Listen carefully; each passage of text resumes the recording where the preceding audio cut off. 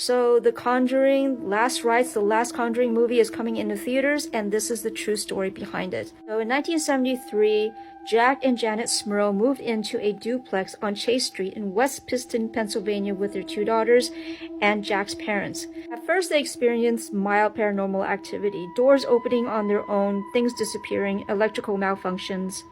But over the years, things just got darker and more violent. They started to hear banging on the walls and screaming sounds and animals grunting. And then a putrid smell filled the house during the day.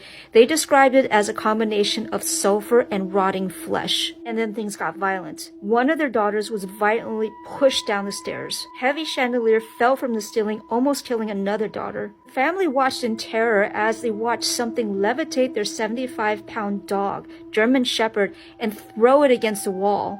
They started seeing black mists around the house that would form into human forms. Jack Smurl was being sexually assaulted by an entity known as a succubus, and this entity also attacked Janet. It kept her frozen in her place where she was just pinned down in bed and couldn't move while it attacked her husband. It shook their bed, and it even bit Jack on his ear. The Smurls were Catholics, and they invited a Catholic priest to stay with them. The priest stayed in their home for a week, and nothing happened. So then they turned to Ed and Lorraine Warren, the famous demonologists featured in all of the Conjuring movies.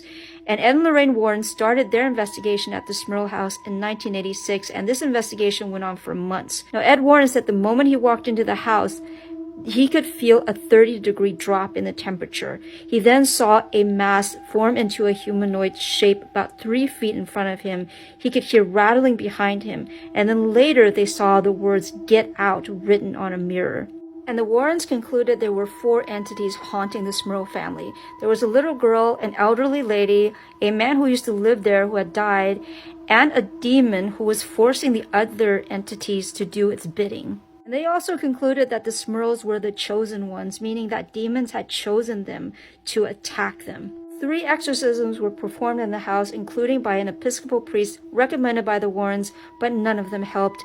And finally, they were able to move out of the house, and they thought they were safe, but soon they saw a black mass forming in the new place where they lived. That is the scariest part for me, because you think that hauntings are attached to a house, but not necessarily, because in this case, it seemed like something could follow them around wherever they went. But eventually they had another exorcism in this new place, and it seemed to work this time.